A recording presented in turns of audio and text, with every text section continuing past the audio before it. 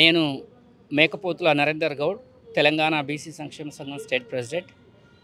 Kamareddy declaration implement చేయాలని చెప్పేసి గత ఎన్నికల్లో కాంగ్రెస్ పార్టీ ఎన్నికల్లోకి పోతున్న సందర్భంలో కామారెడ్డి లోపల కామారెడ్డి డిక్లరేషన్ పేరుతో బీసీలకు 42% రిజర్వేషన్లు స్థానిక సంస్థల్లో కల్పిస్తామని చెప్పి, అదేవిధంగా బీసీ రిజర్వేషన్లో ఉపవర్గీకరణ కూడా, అంటే ఇప్పటివరకు విద్యా ఉద్యోగ రంగాల్లో ఉండేటటువంటి ఉపవర్గీకరణ స్థానిక సంస్థల్లో కూడా తీసుకొస్తామని చెప్పడం జరిగింది.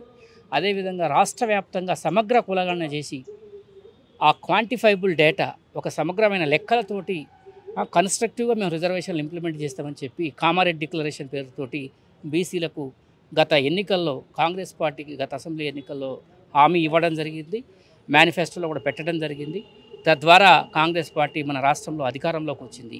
రాహుల్ గాంధీ గారు కూడా చాలా అద్భుతంగా బీసీల తరఫున గొప్ప ప్రజెంటేషన్ ఇస్తున్నారు. ప్రపంచ వేదికల మీద మాట్లాడుతున్నారు. దాన్ని బీసీలు విశ్వసించి రాబోయే రోజుల్లో రాహుల్ గాంధీ గారు కూడా ఈ దేశానికి ప్రధానమంత్రి అయ్యే అవకాశం మెండుగా కనపడుతుంది. కాబట్టి ఇప్పుడు మాత్రం ప్రస్తుతం తెలంగాణలో బీసీ రిజర్వేషన్లు ఇంప్లిమెంట్ చేయడంలో, స్థానిక రిజర్వేషన్లు 42% ఇంప్లిమెంట్ చేయడంలో కాంగ్రెస్ పార్టీ మీనామేషాలు లెక్కిస్తుంది. చెయ్యాలనా వద్దా అనే విధంగా వ్యవహరిస్తుంది. వాళ్ళ వ్యవహార తీరుపై పలు అనుమానాలు వ్యక్తమవుతున్నాయి. చేస్తారా లేదా?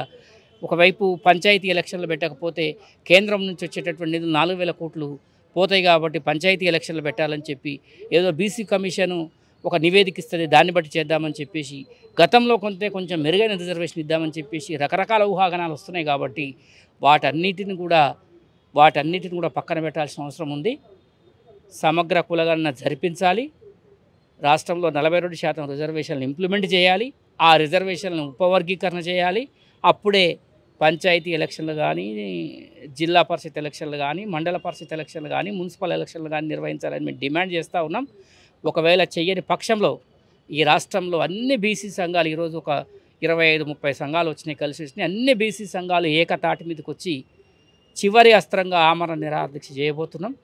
ఒకవేళ రేవంత్ రెడ్డి గారి ప్రభుత్వం బీసీ సంఘాలని కాదని బీసీలకు అన్యాయం చేస్తా అంటే మాత్రం ఈ బీసీ ఉద్యమకారుల శవాల మీద మీరు ఎలక్షన్ పెట్టాల్సి వస్తుంది అని చెప్పేసి ఈ సందర్భంగా నేను డిమాండ్ చేస్తూ ఉన్నాను రేవంత్ రెడ్డి గారిని.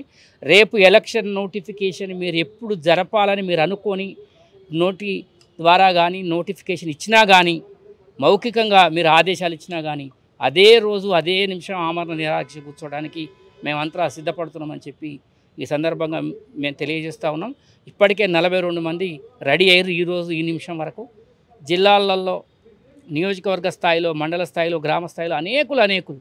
ఎందుకంటే సర్పంచులు, ఎంపీటీసీలు, జెడ్పీటీసీలు అనేక మంది కావాలని మా నాయకులు కోరుకుంటున్నారు.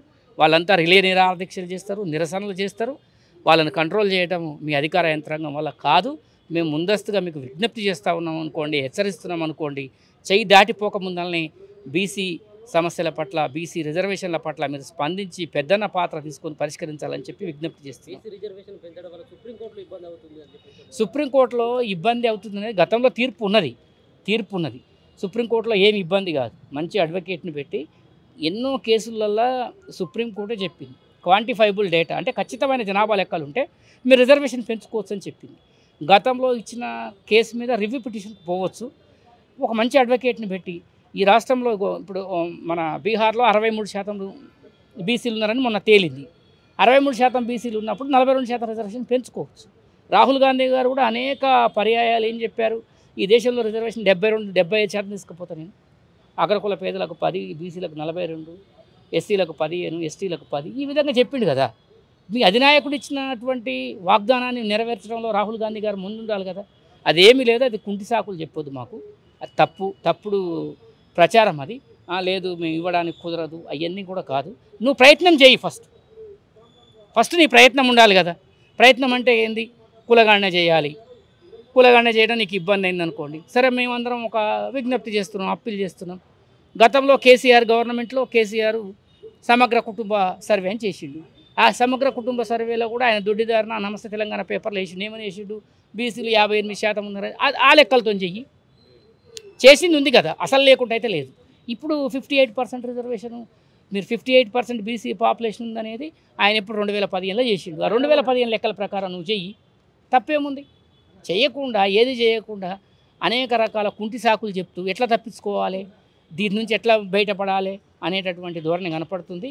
దీంట్లో ముఖ్యంగా మీ కాంగ్రెస్ పార్టీకి సంబంధించిన జానారెడ్డి గారే ఆనాడు స్వప్నారెడ్డి గారితో కేసు ఇప్పించారు అనేటటువంటి బదనాంగం ఉంది.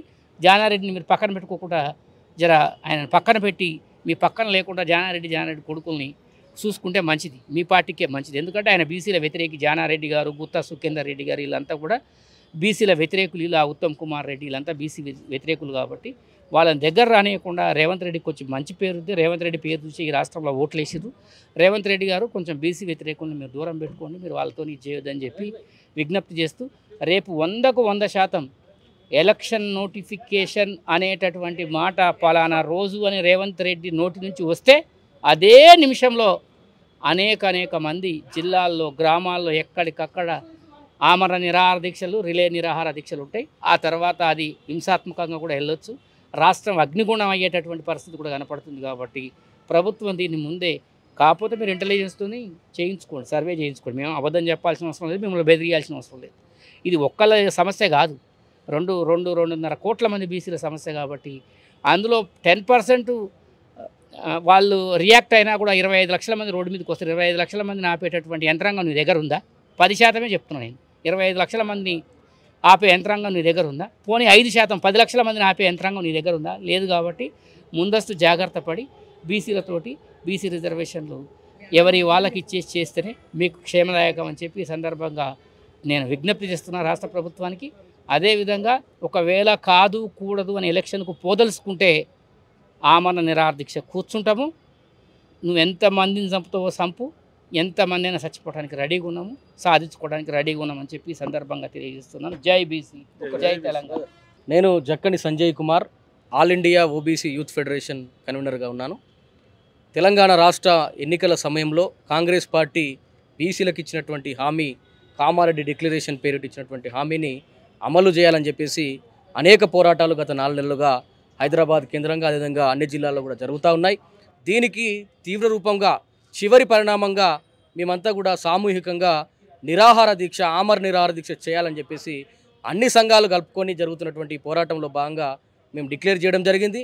ఒకవేళ రేవంత్ రెడ్డి గారు కనుక ఆనాడు ప్రభుత్వము కొరకు మాట్లాడినటువంటి మాటలు, హామీలు ఏవైతే ఉన్నాయో అవి అమలు చేయకుండా బీసీలను మోసం చేస్తే మాత్రం రేవంత్ రెడ్డి యొక్క గోరి బీసీలే కడతారని చెప్పేసి సందర్భంగా మీడియా మిత్రుల ద్వారా తెలియజేస్తా ఉన్నాను. అదేవిధంగా ఒకవేళ మీరు కనుక ఈ యొక్క డిమాండ్ను మీరు సాల్వ్ చేయకపోతే, మీరు ఇచ్చినటువంటి మాటనే మీ మాట మీద మీరు ఉండకపోతే, నిన్నటికి మొన్నటి నుంచి చూస్తూ ఉన్నాం, దేవుళ్ళ మీద మీరు ప్రమాణాలు చేసిర్రు, ఆ ప్రమాణాలను కూడా తెడ్డులుగా అయిపోయినాయి. ఇవాళ బీసీల కొరకు ఇచ్చినటువంటి హామీల విషయంలో కూడా మీరు మొండి చేయి కనుక చూపెడితే కనుక ఈ రాష్ట్రంలో తెలంగాణ ఉద్యమాన్ని తలపించేటువంటి పోరాటం చేయడానికి కూడా యువకులం, విద్యార్థులమంతా కూడా, బీసీ యువకులం, బీసీ విద్యార్థులం, నిరుద్యోగులమంతా కూడా సిద్ధంగా ఉన్నామని చెప్పేసి all India OBC youth federation తరఫున నేను మీడియా మిత్రులకు తెలియజేస్తా ఉన్నాను. కాబట్టి వెంటనే రేవంత్ రెడ్డి సర్కార్ ఈ యొక్క ఏదైతే మాట ఇచ్చిర్రో ఆ మాట నిలబెట్టుకొని స్థానిక సంస్థలు 42% వాటాను అమలు చేయాలని చెప్పేసి, కులగణనను జరిపించాలని చెప్పేసి, అదేవిధంగా 18 అంశాలతో ఉన్నటువంటి కామారెడ్డి డిక్లరేషన్ ఉన్నటువంటి ప్రతి అంశాన్ని కూడా అమలు చేయాలని చెప్పేసి సందర్భంగా డిమాండ్ చేస్తూ ఉన్నాను. గత 4 నెలలుగా మీరందరూ సాక్ష్యం. మరి అన్ని బీసీ సంఘాలు ఒకటే ఒక మాట మాట్లాడుతూ ఉన్నాయి. ఈ రాష్ట్రంలో కులగణనను వెంటనే చేయాలని, స్థానిక సంస్థలు 42% రిజర్వేషన్స్ కావాలని చెప్పేసి అనేక ఉద్యమాలు, అనేక పోరాటాలు, అనేక సదస్సులు, అనేక దీక్షలు, చివరికి ఇందిరాపార్క్ దగ్గర మహాధర్నా, చివరికి ఇదే ఇందిరాపార్క్ దగ్గర మొన్న బీసీల సత్యాగ్రహ దీక్ష చేయడం జరిగింది. చివరికి సెక్రటరియట్ ముట్టడిని కూడా చేయడం జరిగింది. అయినప్పటికీ రేవంత్ రెడ్డి గారి ప్రభుత్వము, కాంగ్రెస్ ప్రభుత్వము అధికారంలోకి వచ్చి 8 నెలలు దాటుతున్నప్పటికీ ఇలా ముద్దు నిద్రపోతూ ఉన్నది. ఇలా బీసీలకు మాట్లాడిన మాటలు చెవికి కూడా ఎక్కట్లేదు, వారికి చీమ కుట్టినట్టుగా లేకుండా వ్యవహరిస్తున్న సందర్భం కనిపిస్తూ ఉన్నది. మేము అడుగుతూ ఉన్నాం, రేవంత్ రెడ్డి గారు మిమ్మల్ని ఎవరు డిమాండ్ చేశారు? రాహుల్ గాంధీ గారు మిమ్మల్ని ఎవరు డిమాండ్ చేశారు? మీరుగా ఓట్ల కోసము, అధికారంలోకి రావడం కోసము ఇలా కులగణన అనేది నేషనల్ ఎజెండాగా చేసుకున్నారు. కులగణన చేస్తాము, దేశాన్ని ఎక్స్రేగా తీస్తాను, దేశంలో ఉన్నటువంటి ఎస్సీ, ఎస్టీ, బీసీ అన్ని వర్గాలకి సమాన అవకాశాలు కల్పిస్తాము, ఎవరెంత ఉంటే అంత వాటా ఇస్తాము, ఎవరెంత ఉంటే అంత రిజర్వేషన్ ఇస్తాము, 50% ఉన్నటువంటి రిజర్వేషన్ పరిమితిని ఎత్తేస్తామని చెప్పేసి మీరు కదా మాట్లాడింది. మీరు కదా ఇవాళ దేశంతో తిరుగుతూ ఇవాళ మీరు మాట్లాడుతున్నారు కదా రాహుల్ గాంధీ గారు, మీరు కదా మాట్లాడింది రేవంత్ రెడ్డి గారు, రిజర్వేషన్ రక్షకుడుగా మీరు బయలుదేరింది కదా, అభినవ కృష్ణుల్లాగా మీరు మాట్లాడిండ్రు. మొన్న రాహుల్ గాంధీ గారు ఏమని మాట్లాడిండ్రు? పద్మవ్యూహంలో ఎస్సీ ఎస్టీ బీసీలు చిక్కిండ్రు, వాళ్ళని పద్మవ్యూహం నుంచి బయటకు తీసుకొస్తాను. ఆ రోజు అభిమన్యుడు చనిపోయిండు, ఆ రోజు పద్మవ్యూహంలో చిక్కుకొని, కానీ నేను అభిమన్యులాగా చేయను, ఎస్సీ ఎస్టీ బీసీలని నేను బయటకు తీసుకొస్తా, అర్జునులాగా విజేతలు చేస్తా అని చెప్పేసి ఒక కృష్ణులాగా కృష్ణావతారం ఎత్తినట్లుగా మాట్లాడింది కదా రాహుల్ గాంధీ గారు. మరి ఈ రాష్ట్రంలో మీకున్నటువంటి అధికారంలో ఉన్నటువంటి రాష్ట్రాలు 2-3 కదా, కర్ణాటక తెలంగాణ లాంటి రాష్ట్రాలే ఉన్నాయి కదా మీకు. మరి మీ కర్ణాటక రాష్ట్రంలో, మీ తెలంగాణ రాష్ట్రంలో మీకు కనిపించట్లేదా? ఇక్కడ ముఖ్యమంత్రి మీ ముఖ్యమంత్రి కాదా, మీ పార్టీ నాయకుడు కాదా అని చెప్పేసి నేను రాహుల్ గాంధీ గారిని నేను అడుగుతా ఉన్నాను. ఇవాళ ఒకటే అడుగుతా ఉన్నాను రేవంత్ రెడ్డి గారిని, మీరే కదా అసెంబ్లీ మీ ఎన్నికల సందర్భంలో మీరు కామారెడ్డిలో మీరు ఎన్నికల్లో పోటీ చేసారు అసెంబ్లీలో ఎమ్మెల్యేగా, మీరు అక్కడ మీరు సిద్ధరామయ్య గారిని తీసుకొచ్చి కామారెడ్డి డిక్లరేషన్ పేరిట బీసీ డిక్లరేషన్ ఇచ్చింది మీరు కాదా? ఏ సంఘం అడిగింది, ఏ పార్టీ అడిగింది, ఏ నాయకుడు అడిగింది మిమ్మల్ని? మీరే డిక్లరేషన్ చేసుకున్నారు, మీరే ప్రకటించారు, మీరే సిద్ధరామయ్యని తీసుకొచ్చి మేము అధికారంలోకి వచ్చినటువంటి 6 నెలల్లోనే మేము కులగణన చేస్తాము, కులగణన వేసి 6 నెలల్లోనే మీరే టైం బౌండ్ పెట్టుకున్నారు, 6 నెలల్లో కులగణన వేసి స్థానిక సంస్థల ఎన్నికలు నిర్వహిస్తాము, తద్వారా దాదాపు 24,000 మందికి ప్రజాప్రతినిధిగా అవకాశం ఇస్తామని చెప్పేసి మీరు చెప్పారు కదా. మిమ్మల్ని ఎవరు డిమాండ్ చేసిండ్రు? ఆర్ కృష్ణ చేసిండా, రాజారాం యాదవ్ చేసిండా, మా నరేంద్ర గౌడ్ చేసిండా, మా రామూర్తి గౌడ్ చేసిండా, ఎవరు చేసిండ్రు? మా రామకోటి ముదిరాజ్ చేసిండా, ఎవరు చేసిండ్రు? మీకు మీరే చెప్పుకున్నారు, మీకు మీరే టైం బౌండ్ పెట్టుకున్నారు. నేను అడుగుతా ఉన్నాను ఇలా, ఎందుకు మీరు మాట మారుస్తున్నారు, ఎందుకు మీరు మాట తప్పుతున్నారు? మీరు నిన్న ఖమ్మంలో మాట్లాడారు, చాలా గొప్పగా మాట్లాడింది. నీతి జాతి లేదా, మాకు నీతి జాతి ఉన్నది, అందుకోసమే సోనియా గాంధీ మాట తప్పది మడమ తిప్పది అని చెప్పేసి అందుకని తెలంగాణ ఇచ్చిందని చెప్పి. తెలంగాణ ఎట్లొచ్చిందో, తెలంగాణ కోసం ఎంతమందిని చంపిందో సోనియా గాంధీ అందరికి తెలుసు. మీరే చెప్పిన సోనియా గాంధీ బలిదేవత 1000 మందిని ఆత్మ బలిదానం చేసింది, చంపింది అని చెప్పేసి, బలిదేవత అని చెప్పేసి అన్నది మీరే. కానీ ఆ విషయాలకు పోను. సరే, మీరు మాట తప్పరు, మడమ తిప్పరు, మీరు ఇచ్చిన మాటకు కట్టుబడి ఉంటారు. మరి కామారెడ్డి డిక్లరేషన్ ఎవరు ఇచ్చారు? కామారెడ్డి డిక్లరేషన్ ఎవరు మాట్లాడిండ్రు? మీరు కదా మాట్లాడింది, మీరు కదా మేముగా కులగణన చేసి 6 నెలల్లో చేస్తామని చెప్పేసి అన్నారు. కాబట్టి మీకు నిజంగా నీతి ఉంటే, నిజంగా మీకు జాతి ఉంటే, మీరు నిజంగా కట్టుబడి ఉండాలనుకుంటే ఖచ్చితంగా కులగణన చేయండి, 42% రిజర్వేషన్ ఇవ్వండి, స్థానిక సంస్థల ఎన్నికలు అప్పుడే జరపండి. అట్లా కాకుండా మీరు ఖచ్చితంగా మేము జరుపుతాము, మేము ఎన్నికలకు పోతామని చెప్పేసి అనుకుంటే మేము అడుగుతా ఉన్నాము. మేము ఖచ్చితంగా సామూహిక ఆమరణ నిరాదీక్ష పోవడానికి మేము సన్నద్ధమైనాము. మా కృష్ణయ్య గారు కానీ, మా సంఘాలు కానీ అందరము 42 మందిని కూర్చుంటాం. 42% నువ్వు ఇస్తావు, 42 మంది కూర్చుంటావు, మా ప్రాణాలు తీసుకుంటావా, మమ్మల్ని చంపుకుంటావా, మా కులగణన వేసి 42% మాకు రిజర్వేషన్ ఇస్తావా, తేల్చుకోవాలని చెప్పేసి మీరు రేవంత్ రెడ్డి గారిని అడుగుతాం. ఇంకో పక్క ప్రతిపక్ష పార్టీలు మిమ్మల్ని నడిపిస్తున్నాయని ఒక వాదన వస్తుంది. ఇవాళ ఈ సంఘాలు, ఈ నాయకులందరూ ఇవాళ కొత్తగా వచ్చిన వాళ్ళు కాదు, మేమంతా ఇవాళ కొత్తగా వచ్చిన వాళ్ళం కాదు. మేమందరం కూడా మా జీవితాలన్నీ కూడా బలహీన వర్గాల కోసం కొట్టాడేటువంటి వాళ్ళం. మా ఆర్ కృష్ణయ్య బలహీన వర్గాల కోసం కొట్టాడు నాయకుడు, మా నరేంద్ర గౌడ్, మా రామూర్తి గౌడ్, మా సంఘాలన్నీ కూడా, మా జాదర్ శ్రీనివాస్ గౌడ్ ఏకకంఠంతో, ముక్త కంఠంతో, మా ప్రొఫెసర్స్, మా మేధావులు, ఐఏఎస్ చిరంజీవులు గారు కానీ, ప్రొఫెసర్ జస్టిస్ ఈశ్వరయ్య లాంటి వాళ్ళు కానీ, జస్టిస్ చంద్రకుమార్ లాంటి వాళ్ళు కానీ, ప్రొఫెసర్ సింహాద్రి లాంటి వాళ్ళు కానీ, ప్రొఫెసర్ ఐలయ్య లాంటి వాళ్ళు కానీ, వీళ్ళందరూ ఏ పార్టీకి సంబంధించిన వాళ్ళు?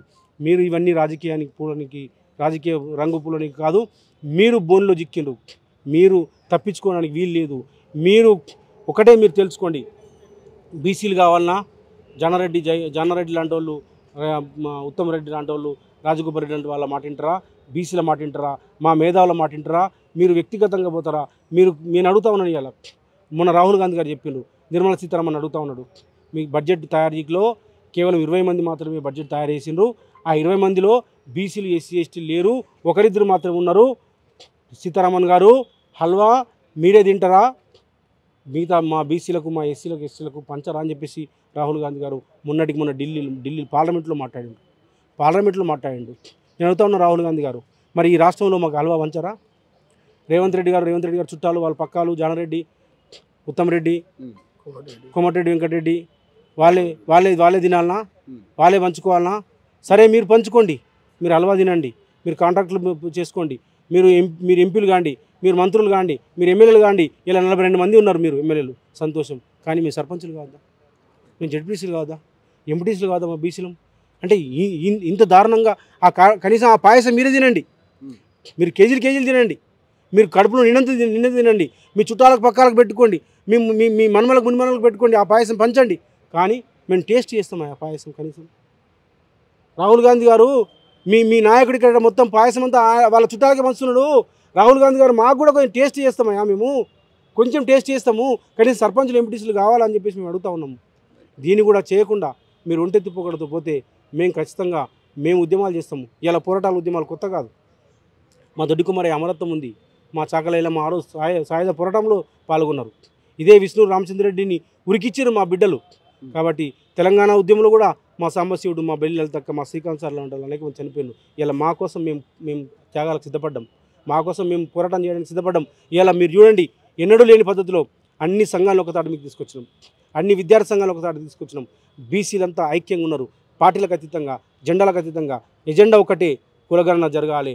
ఎజెండా ఒకటి, 42% స్థానిక సంస్థలు రిజర్వేషన్స్ కావాలి, మా హక్కులు మా వాటా మాకు కావాలని చెప్పేసి ఏకైక నిర్ణయంతో మేమంతా ఒక్కటైనాం. మేము ఖచ్చితంగా విజయం సాధిస్తాం.